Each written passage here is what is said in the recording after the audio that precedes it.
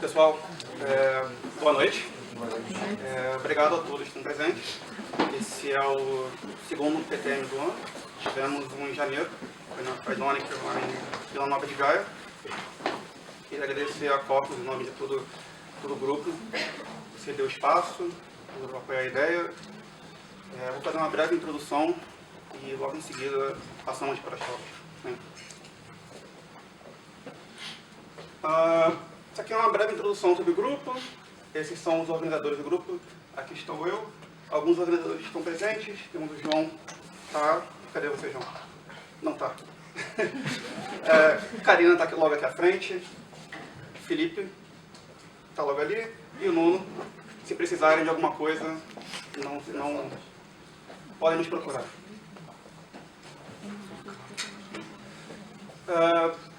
Esses são os últimos meetups que tivemos. Ultimamente estamos bastante ativos. Desde o ano passado, mais ou menos, temos um meetup por mês. Paramos para o fim de ano, para as festas de fim de ano. Temos mais meetups planejados já. Mês que vem, em março, teremos um meetup já pronto. Então, fiquem alerta. Um pouquinho sobre patrocínio. A Browsers Tech magicamente resolveu patrocinar a gente.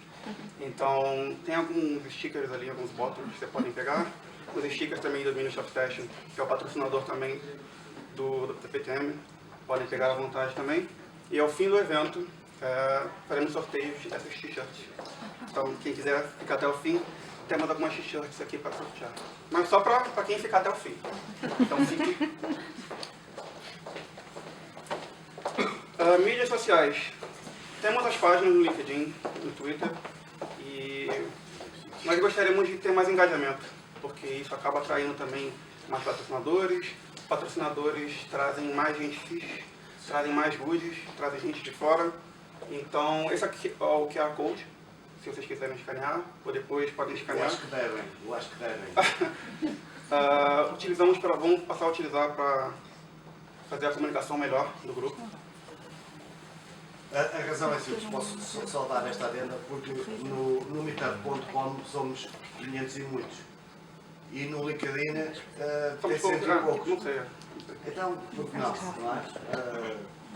Se somos 500 e tal no meetup.com, toda a gente tem o mesmo interesse. Se não for hoje, pode ser outro dia, também facilmente. A gente vai deixar o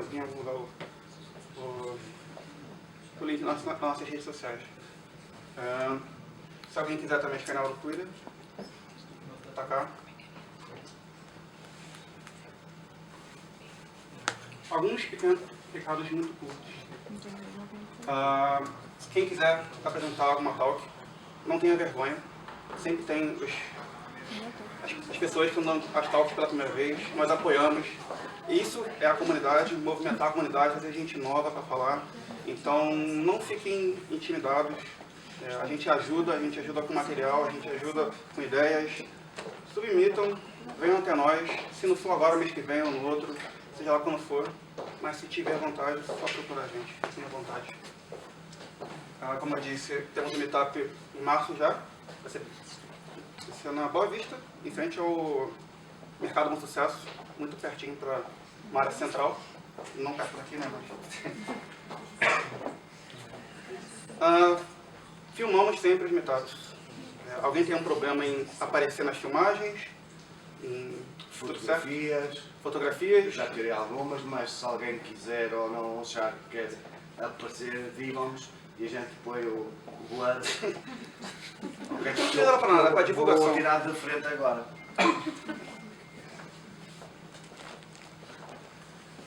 Aproveita as talks. Vamos começar com a primeira talk. São da Cristina e do Daniel, que estavam aqui na Copos. Vamos falar um pouquinho sobre testes automáticos em contexto Android, falar um pouco dos desafios, de como é que é trabalhar num time, em um projeto com desafios dentro de um projeto Android. Logo em seguida temos o Carlos, a falar também um pouquinho da mesma temática, mas agora para o contexto de um projeto iOS. Então aproveitem. Não sei se Miguel quer a palavra. Sim, posso só fazer aqui uma pequena introdução à Cobra. Eu não sei se uma boa ideia. Se calhar eu começava por perguntar quem é que conhece a Cocos. Ok, já temos aqui algumas caras conhecidas, não é? Então, e eu se calhar começava por vos dizer que nós somos uma empresa originalmente alemã e viemos aqui para o Porto muito recentemente, mais ou menos há 2 anos. Neste momento já somos 95 pessoas. O objetivo é chegar mais ou menos a setembro com 120, por isso o crescimento tem sido grande, sustentado, e neste momento estamos a trabalhar em várias áreas, entre as quais blockchain, IoT, cybersecurity, data analytics, machine learning. Estamos a trabalhar com vários clientes só em projetos internacionais, ou seja, trabalhamos aqui do Porto maioritariamente para clientes da Alemanha e do Reino Unido, entre os quais no setor do turismo, telecomunicações, automóvel, retalho e banca. Pronto, eu se calhar não vos vou amassar muito mais em termos da apresentação da empresa em si. As portas estão sempre abertas, é um prazer receber este tipo de iniciativas, esta difusão de eventos. Se algum dia quiserem tomar um café ou juntarem-se aqui um pouco a perceber o que é que são as dinâmicas da Cocos, estão à vontade, as portas estão sempre abertas. Ok? Obrigado a todos pela presença. Obrigado.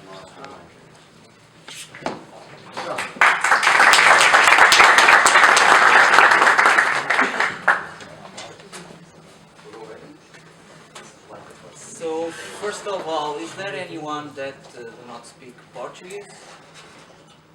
Besides Nuno? And Filipe? Ok, so vamos fazer a talk em português.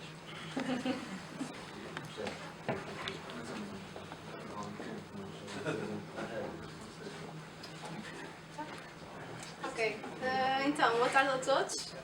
O meu nome é Cristina Martins, sou André Developer aqui na Cocos Portugal e temos aqui o Daniel. Sou Daniel, sou QA Automation, aqui na Cocos também. Então, a nossa talk surgiu um bocado de, como já disse desculpa, como é que se chama? O André. Surgiu um pouco de nós, basicamente o nosso ambiente é uma equipa que tem desenvolvimento e também tem uma equipa de QA Automation, que é composta pelo Daniel e mais algumas pessoas. O Aires, por exemplo, que está aí. E pronto, isto é um bocado para falarmos sobre as interações entre desenvolvimento e QA e onde é que começa um, acaba o outro, como é que podem sobrepor, etc. Então, eu sou da opinião que uma talk de testes, ou tudo o que tem a ver com testes, nunca funciona se não houver arquitetura. Ou seja, na base de testes está sempre uma boa arquitetura. E então descobri esta frase de um poeta inglês que dizia que sem arquitetura não havia reconhecimento ou lembrança. E decidi adaptá-la para software e dizer que sem arquitetura não há testes. Portanto, começando desta premissa, queria-vos primeiro falar um bocadinho sobre arquitetura em Android. Não vou muito ao pormenor, mas acho que é importante terem uma noção de arquitetura para depois falarmos sobre testes. Em Android, a arquitetura usada mais comumente é o MVVM, que é o Model View View Model. E assim, de uma maneira muito simples, nós temos a View, que em Android é chamada de Activity ou Fragment. E do outro lado temos o Model, que é no fundo a nossa fonte de dados, que tanto pode ser local como remoto, num serviço, por exemplo. E no meio temos o ViewModel, que é responsável por fazer a comunicação entre os dois, ou seja, vai buscar informação ao model e notifica a view dessa alteração de dados. Por sua vez, também podemos ter a atividade a pedir ao ViewModel, faz isto, faz uma ação, dá-me estes dados, etc. Ou seja, para podermos ter testes é muito importante que haja uma clara separação entre estas camadas. E como numa boa talk de testes, claro que temos a nossa pirâmide. E vocês provavelmente já estão a pensar, ou não, outra vez uma pirâmide. Mas não há dúvida que é a melhor maneira de apresentar os testes. E pronto, aqui temos dividido maioritariamente em Unit Tests, Integration Tests e UI Tests. E é importante dizer que quanto mais alto vamos na pirâmide, mais fidelity temos, ou seja, mais fiáveis são os testes, mas também demoram mais a executar, são mais difíceis de manter, de fazer debug, etc. Por isso é que normalmente temos mais unit tests e menos UI tests. Portanto, começando por unit tests. Vou falar um bocadinho por alto como é que nós fazemos unit tests em Android. Como vocês já devem saber, os unit tests servem para testar pedaços pequenos de código, ou seja, o que chamam unidades, normalmente uma classe, um método. Só que há um pequeno senão em Android, ou uma pequena particularidade, que é, tanto podemos ter testes que correm localmente, como podemos ter testes que correm no device. Isto porquê? Porque nós temos muitas vezes dependências da framework de Android, que não nos permitem fazer os testes totalmente isolados. Mas, se não houver estas dependências, podemos sempre correr estes testes localmente na Java Virtual Machine e neste caso os testes correm rapidamente, sem problemas. E normalmente o que se faz é usar mocks para isolar qualquer dependência que a classe tenha. Normalmente usamos uma framework que é o Mockit para fazer esta mock destas dependências. E se tivermos as tais dependências da framework de Android e não quisermos estar a fazer os testes correr no device porque demora mais, porque não é tão simples, podemos usar uma framework que é o Roboelectric, que também é bastante conhecido, que nos permite isolar estas dependências de Android e fazer com que estes testes corram localmente mais rápido e com resultados semelhantes ao que se fosse no device. Claro que não é exatamente o mesmo, não tem tanta está-me a faltar a palavra em português para fidelity, mas pronto, não tem tanta confiança, mas e também demora mais a correr.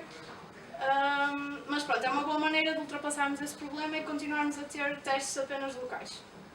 Em todo o caso, se for preciso, teremos testes de instrumentação, que neste caso estão num diretório diferente. Os testes instrumentados estão em Android Test e os testes locais estão num diretório de teste. Isto era um bocado para esclarecer esta dúvida que às vezes até mesmo do lado de desenvolvimento existe. Depois, passando para os testes de integração. Os testes de integração estão numa camada acima porque, no fundo, servem para testar a interação entre diferentes unidades do nosso código, um teste mais transversal.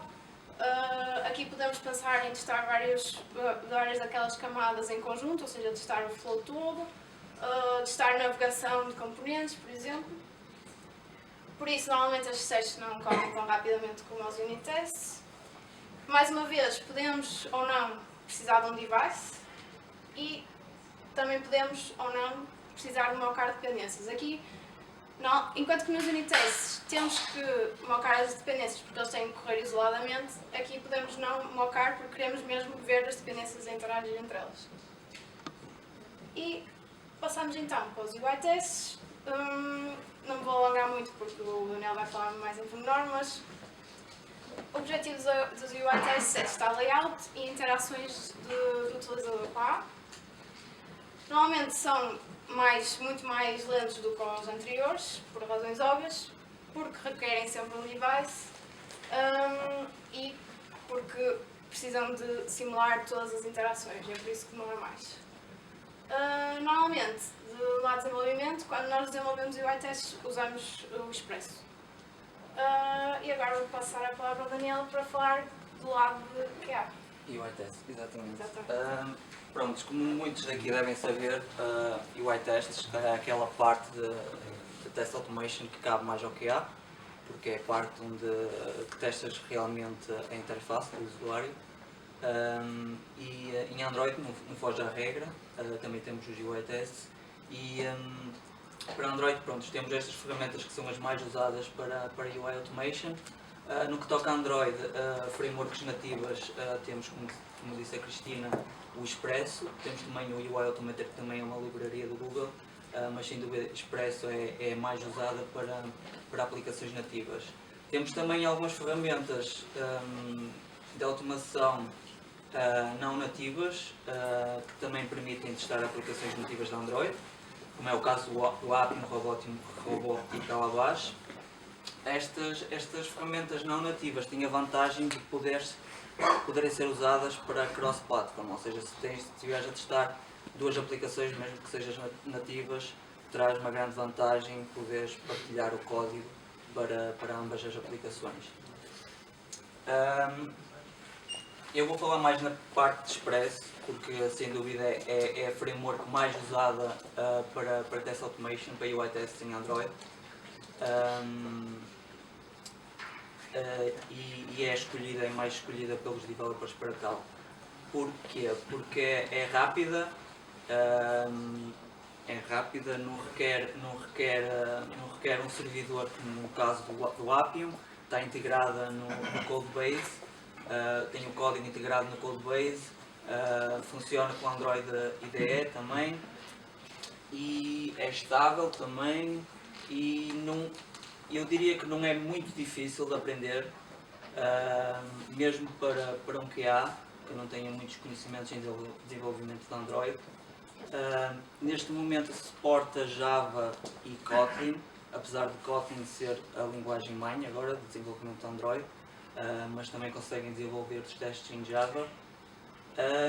E também tem um test recorder no Android Studio, mesmo para quem não está muito familiarizado com o código, pode usar o test recorder, apesar de eu não recomendar muito, porque eu diria que cospe muito código, que não é bastante útil para os testes, mas é uma maneira fácil de aprender. Eu deixo também aqui este link, que é basicamente o Google Code Labs, basicamente tem vários samples para vocês testarem, podem fazer clone de repositório, tem tutoriais também para aprender, e acho que é bastante útil para quem se quiser iniciar na parte de automação em Android. E eu vou agora passar, se calhar, puxando um bocado a brasa à minha sardinha, mas também developer. Muitas das vezes nós temos developers e testers a fazer parte de UI Tests, UI Automation, e muitas vezes perguntamos quem realmente deve fazer os UI Tests. Deveremos deixar isso a cargo do developer ou do QA? E normalmente várias questões se põem em cima da mesa. Sem dúvida que o developer é a pessoa que está mais a par do código e pode realmente fazer UI tests, porque é a pessoa que tem mais skills para tal, mas também é a pessoa que tem, se calhar, uma mentalidade um bocado, eu não diria fechada, mas não tem aquele mindset de tester, como tem um QA, e se calhar vai-se fingir só aquele EpiPad, não é? Quando está a desenvolver uma funcionalidade, só vai testar aquele EpiPad. E o QA, por outro lado, como tem um mindset tester, obviamente, está mais a par do produto, da funcionalidade, e pode pensar em casos, em cenários de teste que o developer não consiga se lembrar. Por isso, se calhar, o QA nesta parte seria a pessoa mais indicada para criar os testes de UI. Como a Cristina disse anteriormente, os testes de UI são lentos, são por vezes flaky e como tal são difíceis de manter. Portanto, é vantajoso ter uma pessoa dedicada só para isso, não é? Porque muitas vezes vocês se calhar já passaram por isso, onde ouviram se calhar um developer dizer para o outro: "Apá, o teu código partiu estes UI tests", e outro developer diz: "Apá, metem uma tag ignore e depois nós corrigimos nisso mais tarde". E se calhar não é a abordagem mais correta de se fazer, porque normalmente isso cai no esquecimento e um QA quer ter os testes mais estáveis possível.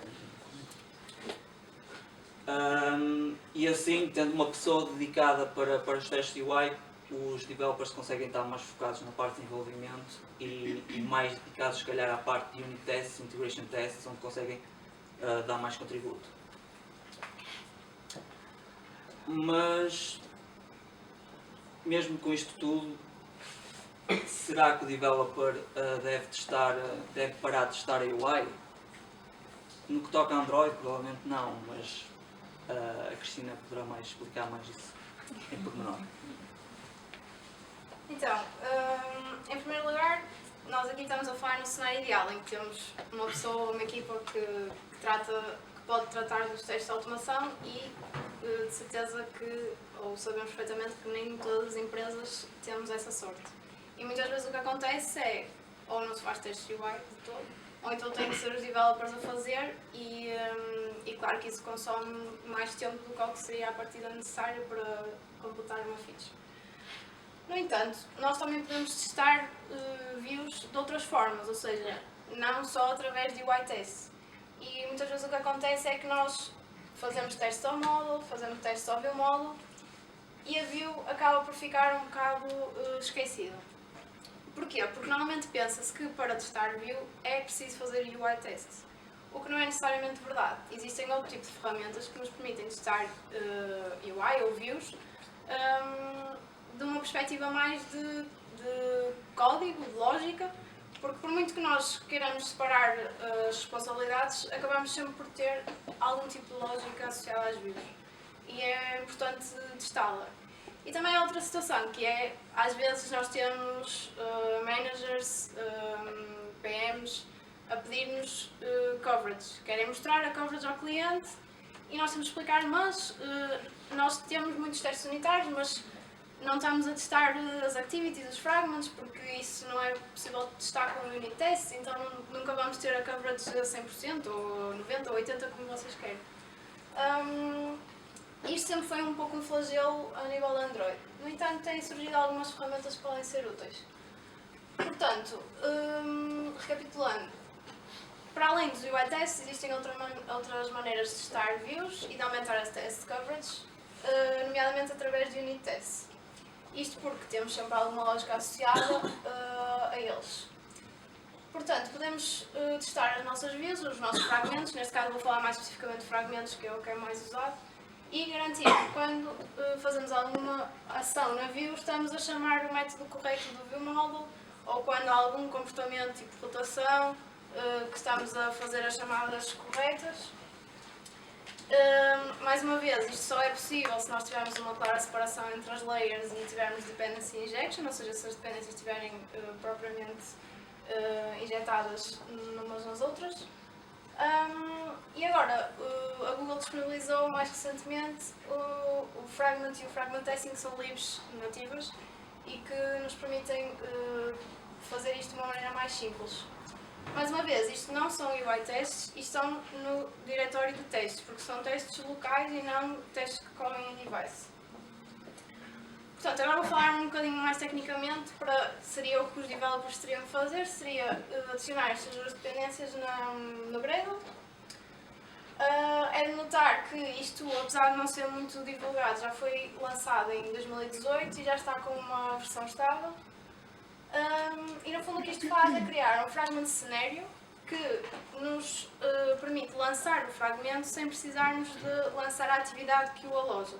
Que isto para vocês pode não dizer muito, mas simplifica muito o nosso trabalho.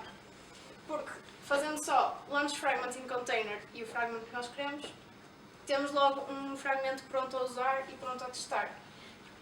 Depois temos alguns métodos úteis, como fazer um recreate, ou seja, o cenário em que toda a view é recriada, por exemplo, uma rotação. Podemos passar pelos diferentes estados da activity, do lifecycle. E podemos também chamar algum método desse fragment. E agora vou-vos mostrar um exemplo muito simples de um teste destes. Isto é um teste unitário. Um teste unitário normalmente segue a lógica do given, when, then, que também é um projeto de certeza conhecido. Então, em primeiro lugar, há bocado expliquei-vos que a view tem a dependência do viewModel, certo? Portanto, o viewModel tem que ser isolado, tem que ser mockado porque vai ser uma dependência externa. Portanto, o primeiro passo é criar um mock do nosso viewModel. Segundo passo, antes do teste correr, nós vamos lançar o fragmento e passar-lhe o nosso viewModel mock. E vamos dizer, vais-me lançar um example fragment com este viewModel mockado. E agora vamos fazer um teste muito simples em que queremos saber se quando clicarmos no botão de save, se estamos a chamar o método saveItem do viewModel. Portanto, aqui, curiosamente, estamos a usar Expresso e não é para um UI test, ok? É para fazer uma ação que nós precisamos, que é simplesmente quero que na view com o ID SaveButton tu me faças um clique. E a partir daí quero que verifiques que o view model foi chamado com o método saveItem. Não me interessa o que é que ele vai fazer, quero saber que ele foi chamado. Portanto, como veem, isto é um exemplo muito simples de um teste que parece simples, mas pode ser muito importante, porque por alguma regressão eu posso ter simplesmente começado a clicar no botão de save e ele está a apagar e não a salvar, como é suposto. Pronto, isto era um bocado para vos mostrar um exemplo de um unit test e de um unit test de um fragmento. E pronto, era isto que eu vos queria falar. Também não queria ir muito a fundo porque isto é uma coisa que é suposto ser feita pelos developers, mas também é bom que quando ouvirem os vossos colegas a dizer olha, não sei como é que é de testar views sem ser com UI tests, falem-nos desta tool, porque pelo que vi já com alguns colegas isto não está a ser muito divulgado e muitas vezes deixa-se fazer isto porque antigamente implicava muito mais trabalho. E a própria Google, na Talking, que apresentou isso, disse que já estava uns anos atrasado, que isto já devia ter sido feito há mais tempo. E pronto, com isto, as nossas conclusões são que se articularmos bem o trabalho entre development e QA, podemos otimizar os recursos e evitar trabalho duplicado, porque às vezes é isso que acontece. Às vezes estamos devs a perder tempo com UI tests quando temos QAs que estão a trabalhar neles de uma forma muito mais eficaz. Depois, como o Daniel já disse, podemos deixar que os developers se foquem mais no código e na qualidade do código. Isso, mais uma vez, e os QAs podem garantir mais a qualidade da app do ponto de vista de funcionalidade e não tanto de código em si. No entanto, nunca devemos deixar nós como developers de testar as views completamente porque continuamos a precisar de fazê-lo do nosso ponto de vista. E apesar da nossa talk se chamar The Final Frontier, nós não queremos aqui definir barreiras nenhumas, pelo contrário, o que nós queremos é que haja papéis bem definidos para haver uma sinergia ótima entre os dois lados. Por isso, vamos lá deixar cair as facas e os machados porque dá para ter uma boa colaboração entre todos. E pronto, era isso que nós tínhamos para vos falar. Se tiverem perguntas ou se quiserem partilhar alguma experiência que tenham neste tópico, nós conhecemos algumas realidades das empresas onde já estivemos, mas estamos curiosos para saber se alguém já passou por isto, que exemplos é que tem. Pronto, é isso.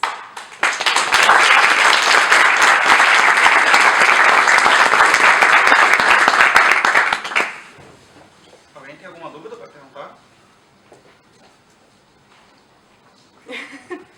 É uma dúvida um bocado mais técnica. Disponibilizam depois a apresentação por causa do Expresso? Sim, claro.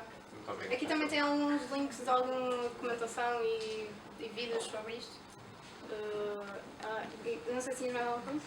Não, era depois para Sim, tirar sim. a apresentação, como é que... Não sei se podemos A pôr PTN também faz isso. Partilhamos ok, pronto. ou no Meetup mesmo, podemos Sim, pôr sim, lá, sim. ou então... Partilhamos a apresentação Ok, perfeito. logo em seguida. Muito obrigado.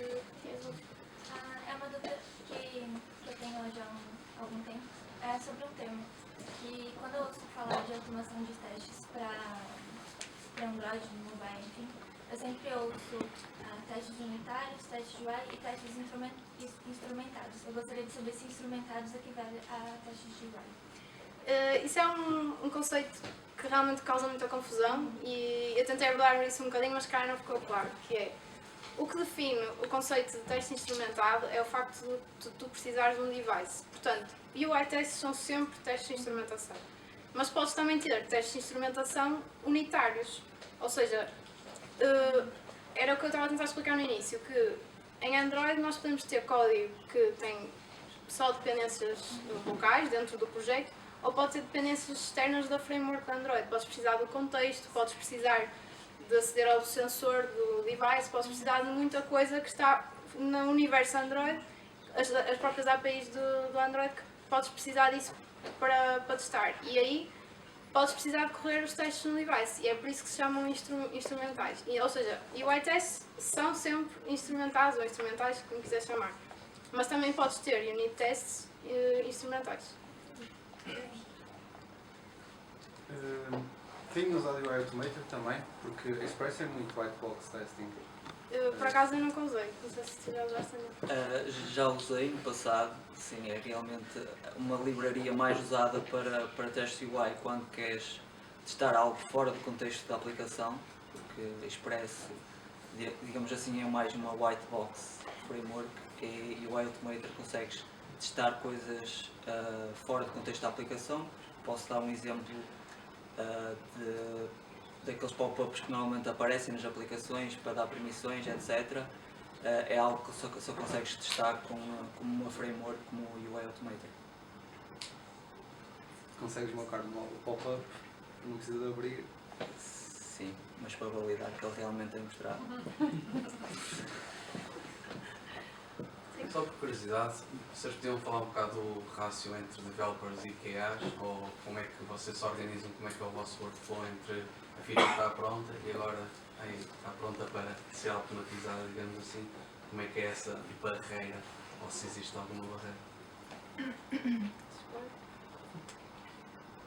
Pois já a tua opinião. Então, Acho que são opiniões distintas. em relação ao rácio, posso dizer que temos 20 developers e a Android e iOS no conjunto, ou seja, 10 de cada, e temos 3 que é a automação. Sim. Ou seja, podes perceber que não é o ideal. E muitas vezes, normalmente o ideal seria os developers acabam uma feature e os caras de automação começam com a automação.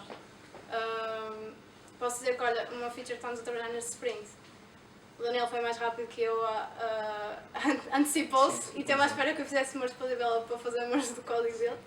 Ou seja, há situações em que até eles andam mais à frente, mas é claro que nem sempre. Eu acho que vocês escolhem um bocado as features que vão automatizar e às vezes é logo a seguir, outras vezes se calhar fica. Mas acho que acima de tudo também é importante, no nosso caso nós temos essa possibilidade aqui na Cocos, ter uma pessoa dedicada 100% à automação. Ou seja, essa pessoa só foca-se em automação e não foca-se tanto na parte funcional, ou seja, mal a funcionalidade já está desenvolvida, o QA Automation já está a desenvolver os testes automáticos mesmo antes da funcionalidade ser testada manualmente. Então existem outros QAs funcionais, é isso? Sim, também temos QAs que se calhar não têm tantas skills de automação e focam-se mais na parte funcional, e os QAs de Automation, a preocupação é mesmo só desenvolver os testes automáticos, o que possibilita esta situação que a Sim, nós temos 3 QAs de automação, mas temos para aí mais, quantos? 3, 6, para aí 12, Sim. pelo menos, de funcionais. Portanto, no fundo é para deixar que os de automação se foquem só na automação. Isso é bom. Mais uma pergunta? Mais uma. Um elemento para a PTN está curioso. Vocês mencionaram aí, eu tinha muitas questões, mas mencionaram aí uma parte que era o coverage, que o cliente quer o coverage. E eu pensei, para que é que ele quer o coverage? Eu também penso isso, mas muitas vezes isso é uma métrica, porque muitas vezes eles vendem, sim, vale o que vale, mas muitas vezes eles, ou mesmo as pessoas que estão em vendas, vendem a coisa como nós damos software de alta qualidade, com coverage de 90%, eu se calhar posso estar só a fazer um assert true em todos os métodos e está ok, mas para eles isso aparentemente é uma maneira de provar que nós testamos o código e que podem confiar no software, mas claro que vale o que vale. Mas muitas vezes é pedido isso como uma coisa, pelo menos já me aconteceu. Pessoal, vamos parar agora para o intervalo, 20 minutos. Quanto? Se alguém tiver mais alguma 20? dúvida... 20. Só para saber. Se alguém tiver mais alguma dúvida, pode procurar o pessoal aqui. Temos aqui um board com feedbacks, coisas que gostaram, que não gostaram, por favor, preencham. Se tiver alguma ideia, qualquer coisa. Sim, e nós esquecemos de pôr aqui os nossos contactos, mas pesquisem no LinkedIn se quiserem falar connosco ou venham falar diretamente se tiverem alguma dúvida. É isso, pessoal.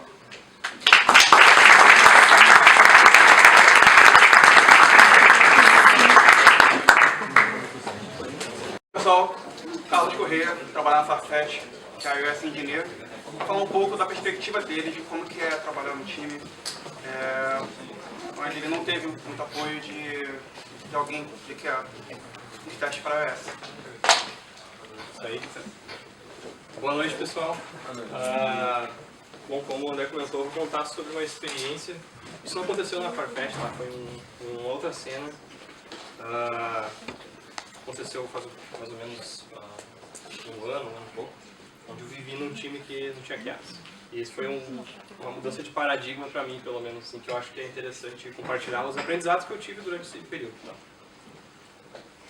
Então, só relembrando quem eu sou, Carlos, eu trabalho com desenvolvimento nativo iOS desde 2011. Hoje eu sou engenheiro iOS na Farfetch. Vim do Brasil, do sul do Brasil, até me mudar para o Porto, eu achava que o sul do Brasil era frio. E eu sou aficionado por testes, eu realmente gosto, assim, como todo desenvolvedor, estou brincando. É muito difícil ainda mudar o paradigma das pessoas com relação à qualidade. E isso me deixa muito feliz estar no evento com um monte de gente que também pensa mesmo. Assim. Eu acho que todo mundo que gosta de teste e tal. Mas acho que é isso a mensagem, tá? Esse sou eu. Sobre os tópicos que eu vou abordar, tá? Primeiro eu vou falar sobre uma abordagem um pouco diferente de desenvolver software que eu vivi durante essa experiência, comparado com o que eu vi no mercado em outros lugares, né? Vou falar sobre pirâmide de teste, né? Porque, pô, tópico de teste tem que ter a pirâmide de teste. Fazer um paralelo com a regressão nesse cenário que eu vivi, tá? Depois comentar um pouco sobre as ferramentas e aprendizados que eu tive nessa jornada e, por fim, revelar onde é que estavam os QAs dessa equipe. Bom, quando eu comecei na carreira de desenvolvimento, esse foi o fluxo de entrega mais comum que eu vi em todas as empresas que eu trabalhei, tá? Onde a parte de implementação era primeiro seguir esse bloco, né, caía para as pessoas desenvolverem o software, aí depois jogava para a turma de QA, né, para testar, aí depois disso era concluído, né, a tarefa dada como done. A fronteira que tinha entre esse primeiro passo e o segundo era justamente o peer review, né? Era você submeter o código para outra pessoa analisar, ver se está dentro dos padrões estipulados pela equipa, ver se, sei lá, não está introduzindo nenhum defeito que a pessoa que quando estava desenvolvendo não enxergou, né? Acontece. Então esse foi o fluxo que eu vi quase toda a minha vida assim, profissional. Até entrar nesse contexto que me apresentou uma perspectiva quality first, assim, de entrega de software, tá? Onde aquele aspecto de revisar o código da outra pessoa se tornou uma tarefa um pouco mais complexa, assim, um pouco mais robusta, né? Além desse primeiro passo que eu comentei, obviamente todos os times têm padrões de escrita de código e tudo mais, as pessoas que tinham que revisar esse código também tinham que testar manualmente. Se testar manualmente, né? Isso aí geralmente é feito pelos QAs, né? Mas pronto, o template de um pull request, nossa, eu sempre tinha um passo a passo de como testar aquela funcionalidade. Tá? Um passo a passo tão simples assim que qualquer pessoa da equipe poderia ir lá, fazer checkout na branch, rodar no dispositivo e ver que aquela tarefa realmente cumpria os requisitos, né, para ser entregue. Outro aspecto interessante é que todas essas submissões de código eram entregues por um par. A gente nunca trabalhava sozinho. Salvo quando, sei lá, tinha alguma tarefa que era mais leitura de documentação ou cenas que não faz muito sentido ter duas pessoas entrando de cabeça assim. Então o trabalho em par era uma questão bem forte, assim, às vezes podia acontecer, por exemplo, num time número ímpar, mas a gente procurava sempre, com licença, só tirar esse warning aqui. A gente procurava sempre conseguir ter duas pessoas trabalhando na mesma user story. Tá? Outro aspecto interessante era o Test Driven Development. Isso era uma outra prática que, para quem não conhece, você escrever o código de teste antes de escrever o código de produção. E cumprindo requisitos e fazer um ciclo rápido de desenvolvimento, etc. Quinto aspecto era justamente ter um conjunto de testes, né, que validavam que o que a gente já tinha entregue, né, já estava integrado na nossa branch de desenvolvimento, estava passando, né? Testes unitários de integração, testes de snapshot, testes de UI, enfim. E, por último, não menos importante, era que todo novo código deveria estar sendo testado. O que isso quer dizer? Se eu fizesse checkout na branch de outra pessoa e removesse um código de produção, tinha que ter um teste que ia falhar. Tem que ter uma prova, era tipo um elo muito forte entre código de produção e código de teste. Ah, sim, mas essa questão de todos os testes está passando. Tá? Nós tínhamos uma pirâmide, né, meio faltando o topo, assim. Era muito natural se escrever teste unitário, que são testes simples, e geralmente as tarefas que a gente entregava era mais um aspecto de teste unitário. Tá? A gente fazia um framework, não era uma app. Assim. Apps nos usavam, mas nós fazíamos um framework. Tinham testes de integração. Aqui essa pirâmide, ela infelizmente não representa todas as camadas, né? Mas só a nível assim, de representação gráfica, testes unitários era uma grande maioria, testes de integração, snapshot e tal. E o nosso déficit a gente enxergou ao longo do tempo que era justamente na parte de testar UI, né? Porque geralmente vinha um stakeholder e pedia assim, vamos fazer uma release agora? E a nossa resposta era, claro, vamos começar a regressão, né? E a nossa regressão, não é isso aqui, tá? Eu peguei do Google essa imagem, mas todo mundo deve estar familiarizado com uma spreadsheet, com o link das histórias e os devices e tudo mais. Pronto. A nossa regressão, ela levava quase 2 dias, tá? Era uma planilha, sei lá, não lembro quantos testes tinha, mas era um negócio triste, assim, porque tinha que se programar e tal para fazer release, era um negócio triste e ninguém queria fazer, né? Ninguém queria fazer. Chegava a hora da regressão, tem que sair, não sei o que lá, tal. É repetitivo se falar, mas pelo menos nesse nosso cenário, tá? Consumia muito tempo, tá? Que nem eu disse, dava só 1 dia, 2 dias de regressão. Eram tarefas bem repetitivas, tá? Às vezes seguia todo um fluxo de teste para no final ver uma pequena mudança, mas tinha que se ver outras pequenas mudanças que aconteciam nesse final de fluxo, então se repetia todo aquele passo a passo, era um negócio bem exaustivo, né? Uma vez que você executou, por exemplo, sei lá, 10 vezes a regressão e tem aquele teste que sempre passa, é tentador, né? E executar na 11ª vez, isso sempre passou, né? E aí, né, já era. Então esse era o nosso maior pain point, assim, era justamente como entregar o software de maneira mais ágil e sem precisar depender desse esforço manual de alguma pessoa, da boa vontade, né, da paciência de um ser humano.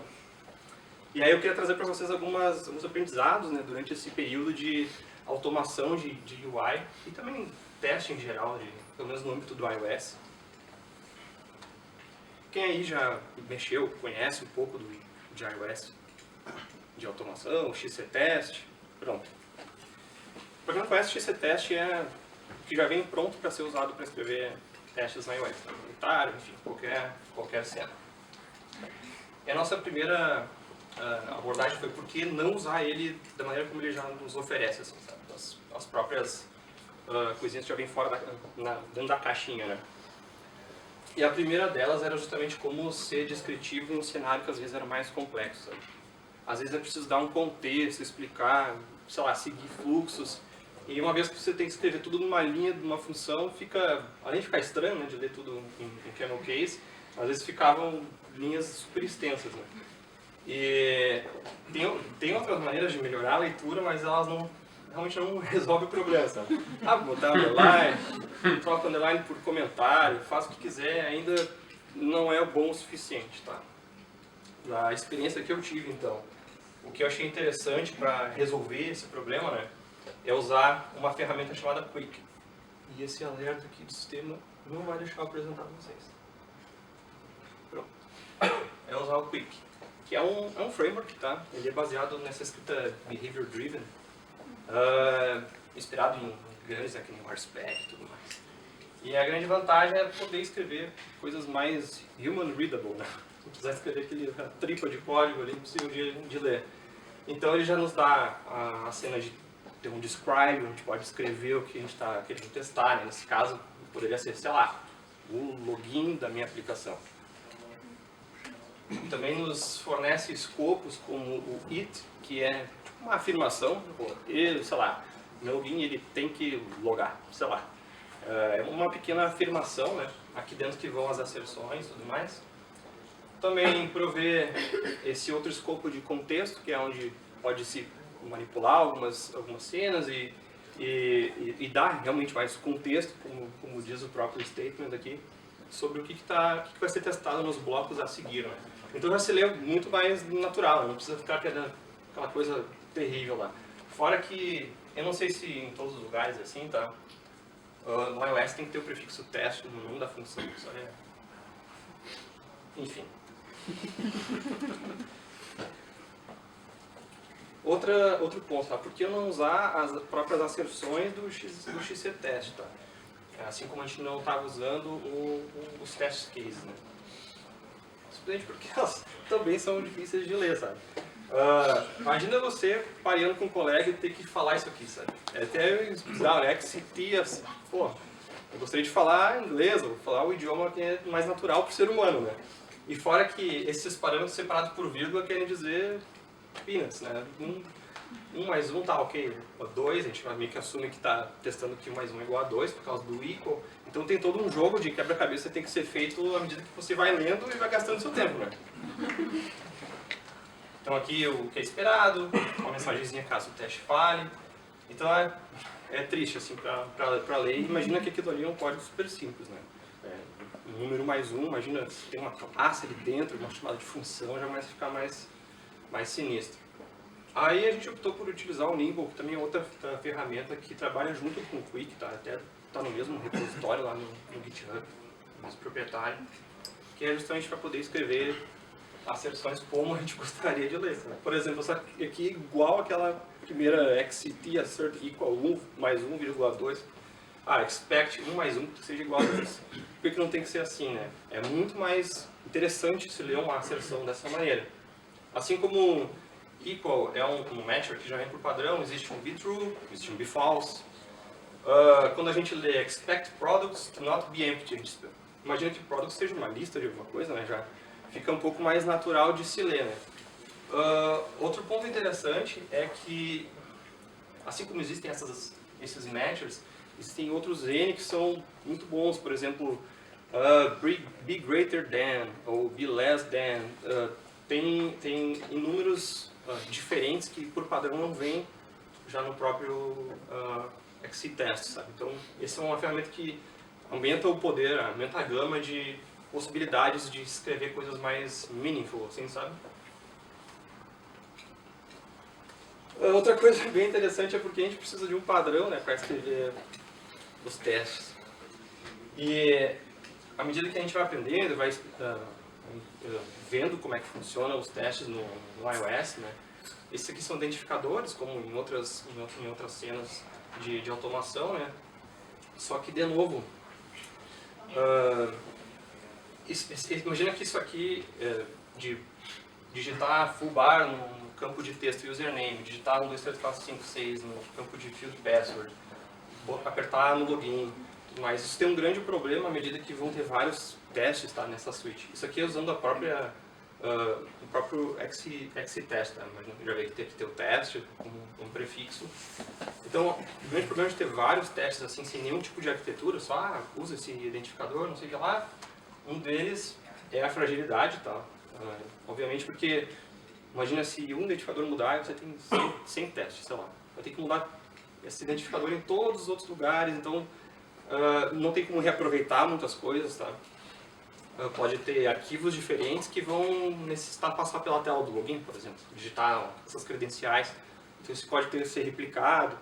Então esse é um grande problema, tá? De justamente ser frágil a ponto de, se algum desses textos mudarem, todos os testes vão falhar e tem que, enfim, dar manutenção, né, de corrigir novamente.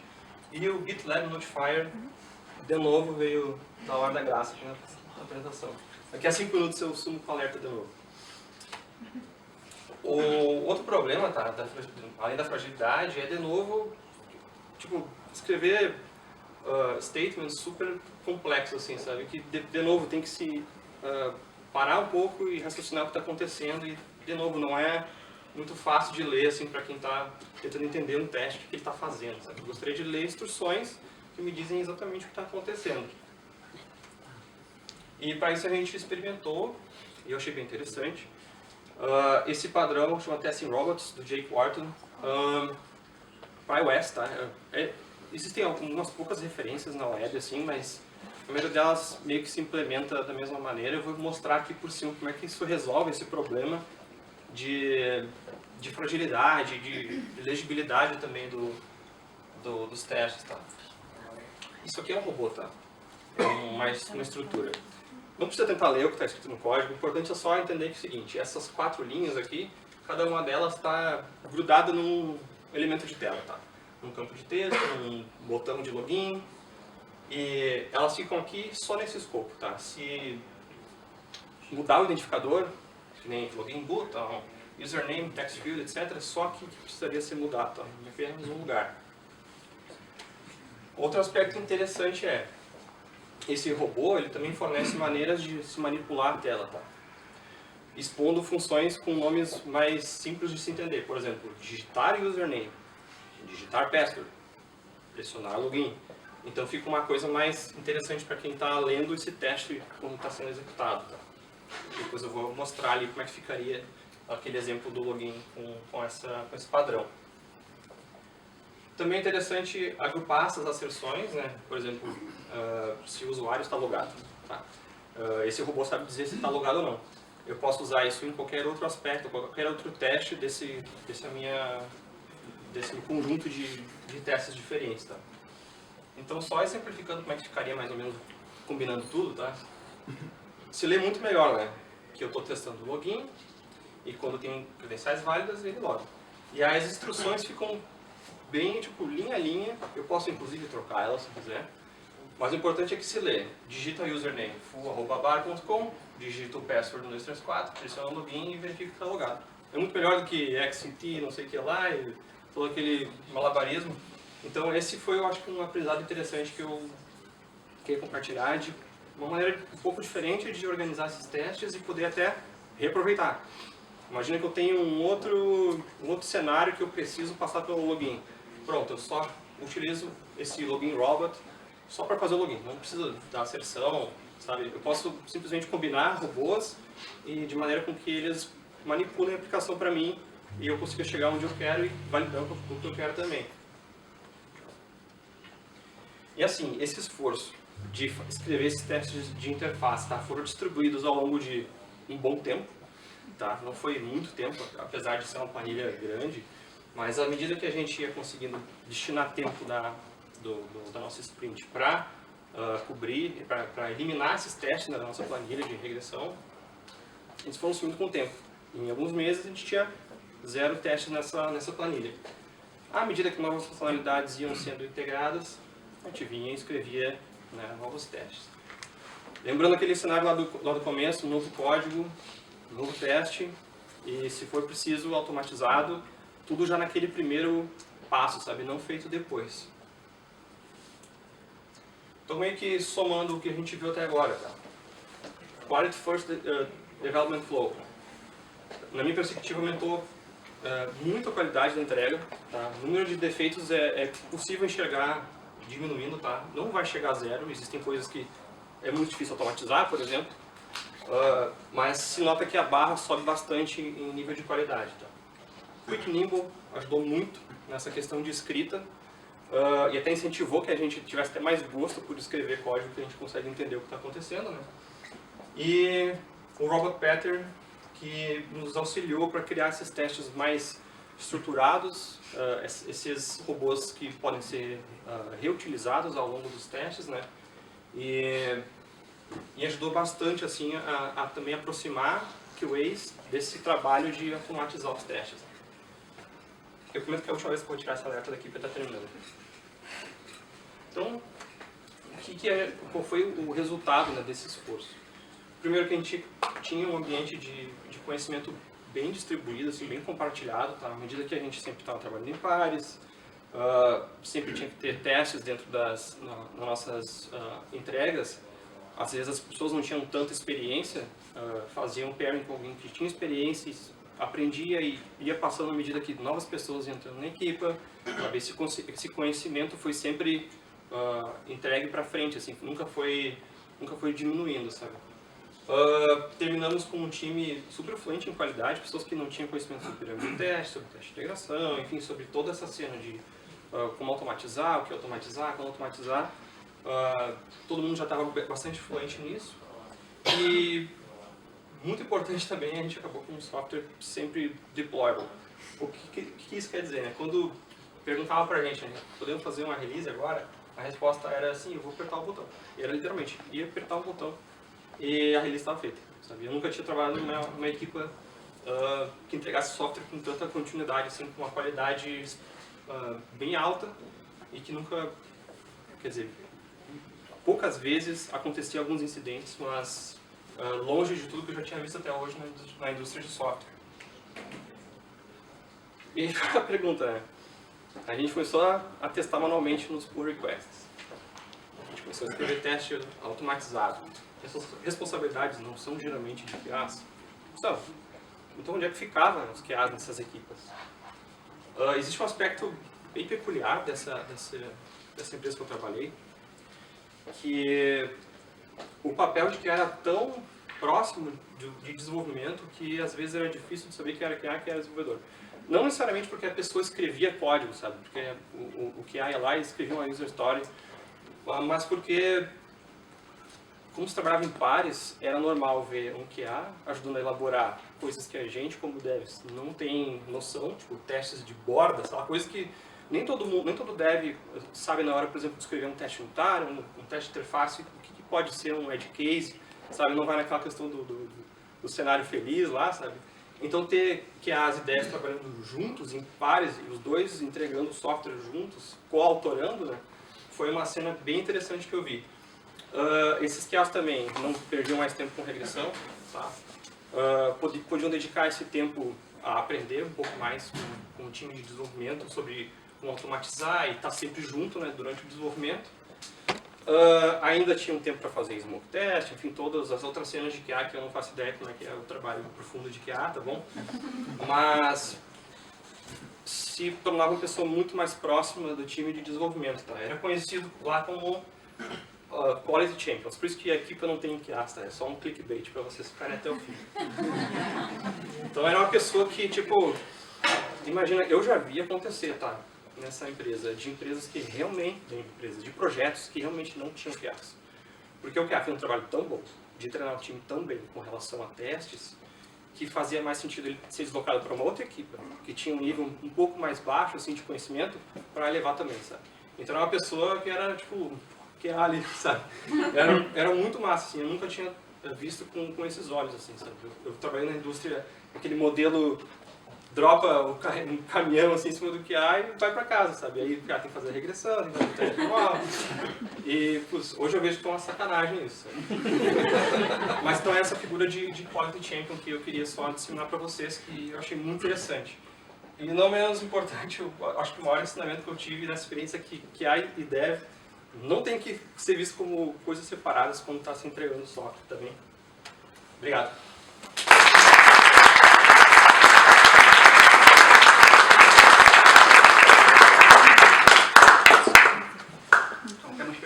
Perguntas? Só uma de novo é técnica. Em termos de variáveis e objetos, o Robot Testing Pattern consegue também impedir a fragilidade dele? E fragilidade em que sentido? Do género, imaginemos que eu estou a fazer um exemplo. Um test listener para um ambiente web e depois quero alterar o ambiente apenas alterando uma variável no iOS não é tão simples, tá? O grande problema é que o teste de interface ele não conhece a aplicação. Ele cria até um outro aplicativo separado no telefone para executar como se fosse uma coisa por cima. Assim. Então isso depende muito da maneira como a própria suite de teste automatizado vai ser estruturada. Assim. Não vai ser o Robot Pattern que vai resolver isso. Eu acho que isso aí são outras cenas que durante a concepção da suite de teste tem que ser pensada. Mas ele não resolve esse problema, infelizmente. Pronto, obrigado. Quando vocês começaram com esses esforços de transformar aquela planilha em automação, vocês tiveram que... Teve uma queda de produção, assim, de desenvolvimento para focar nessas automações. Como que foi negociado isso? Como que você falou para as pessoas, a gente vai gastar nosso tempo com teste e não com códigos no momento? Uma excelente pergunta. Acho que o primeiro ponto foi o que era sido entregue primeiro tinha que estar coberto. Isso já dava um certo fôlego, sabe? Já fazia meio que parte do que a gente tinha que fazer. Agora, como recuperar isso? Eu acho que a gente está talvez num cenário meio privilegiado, onde a gente trabalhava com cliente. O cliente também tinha uma equipe de desenvolvimento e eles também enxergavam a importância disso, sabe? Então, essa questão de negociar foi mais questão de influência do que vender, sabe, necessariamente como é que a gente ia ter uma queda de produção. Até porque o nosso cenário não era tão crítico assim, a nível de produção, de entregas, era uma coisa um pouco mais linear. Então foi possível, em alguns momentos, por exemplo, esse esforço surgiu num momento que a gente estava reestudando o que ia ser entregue, então surgiu esse enorme espaço, alguém abriu as portas e disse, vem automatizar. E eu acho que nem todos os lugares acontece isso. Então, foi uma oportunidade, acho que foi questão de oportunidade, assim, de certa forma, tá?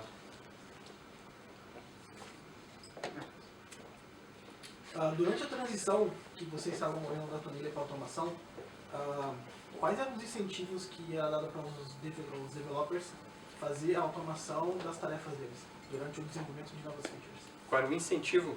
O incentivo era um acordo de time. Nós chegamos assim, mostramos e fizemos N gráficos de por que seria interessante a gente entregar software quando a gente quisesse. Está sempre deployable, né? E aí foi questão de democracia, sabe? nós vamos optar assim, quem quer escrever teste, sabe? Pronto, levanta a mão. Daí foi mais ou menos assim, sabe? Obviamente tem gente que não gostava muito de fazer, mas assim, é trabalho, sabe? A gente tem que fazer às vezes o que a gente não gosta. Mas foi mais ou menos assim, foi um acordo, sabe? Todo o time realmente estava com o mindset de querer poder apertar um botão e fazer uma release e não necessariamente ficar fazendo regressão. Até porque os devs também faziam a regressão, então, sabe, não era só por causa do QA. Então todo mundo tinha um grande incentivo de matar aquela planilha. E a iniciativa para fazer essa transição veio de onde? Cara, veio da empresa de consultoria, tá? Que eu trabalhava.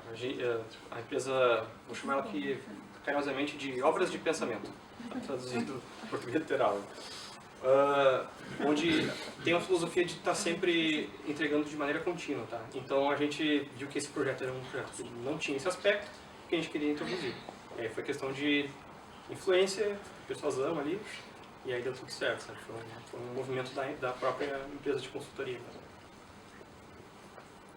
Meu Deus. Façam ao mesmo tempo a pergunta.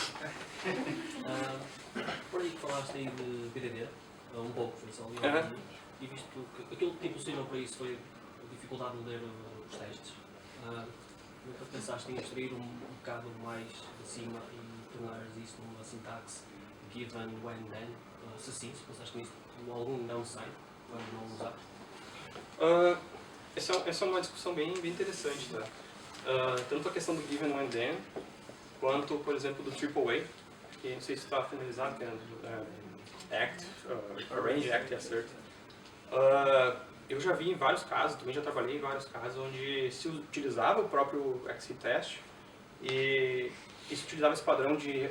A gente literalmente quebrava por linha, assim, sabe? Era um bloco inteiro que...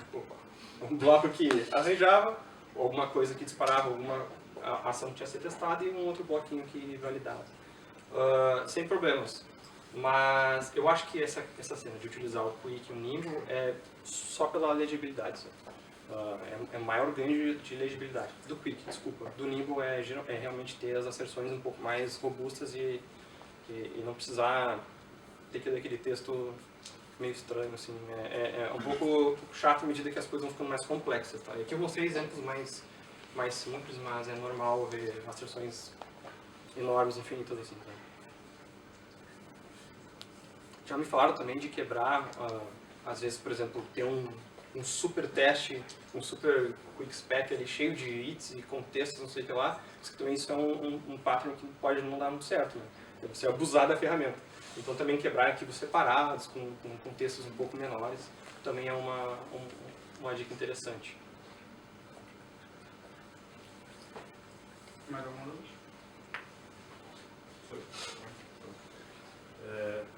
Na empresa por onde passaste, há obras de pensamento. Já chegaste a vivenciar alguma situação em que o TDD, por algum motivo técnico, não pudesse ser substituído por BDD? Alguma função específica, alguma coisa assim que te impedisse de transitar do TDD para o BDD? Não, eu vou te dizer que eu acho que até talvez a gente usasse de maneira errada. Tá? O que acontecia era, se utilizava o Qt como ferramenta para escrever os testes de maneira mais BDD-ish, mas se seguia fazendo o TDD, percebe? Era tipo assim, vamos escrever o código de teste antes, pôr a ferramenta, o TDD com a ferramenta de BDD.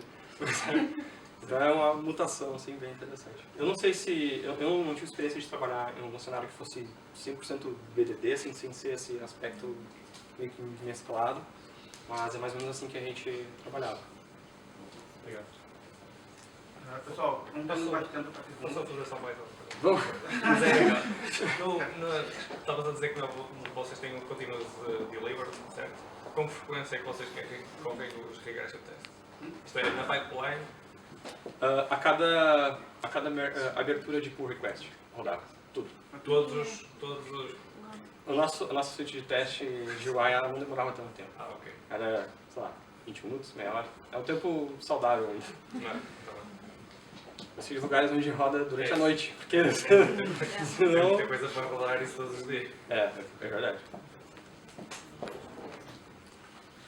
Agora sim, pessoal, não temos mais tempo para perguntas. Se alguém tiver alguma dúvida, aborde o Carlos nas redes sociais. Ou enquanto ele está aqui. Pois. Agora, só vamos fazer o sorteio das t-shirts. Para quem está interessado.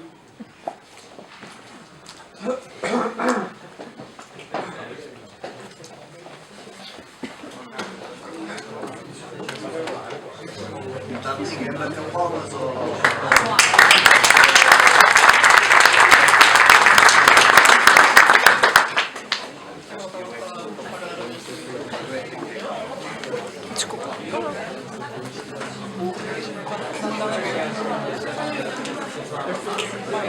Obrigada, por entregar a minha passa.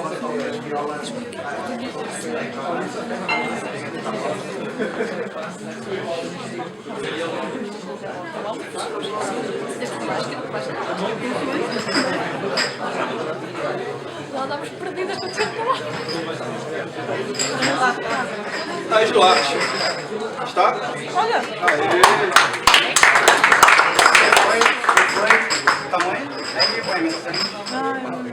igual, já só temos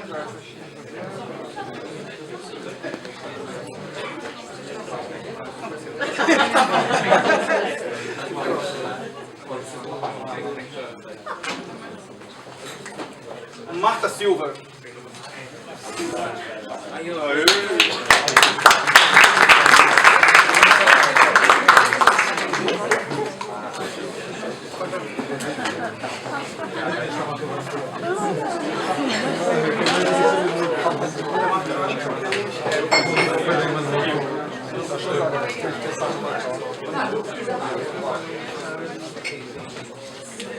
Marcelo Mariano.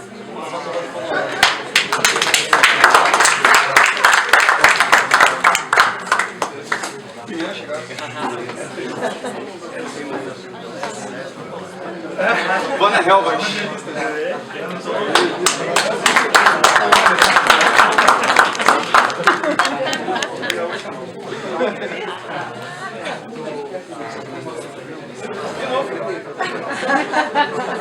José Magalhães. Tá, velho?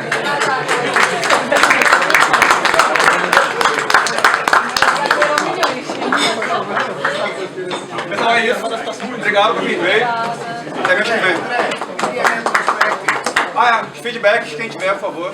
Quem tiver tempo, deixe de reto, por favor. Sem medo. Sem medo.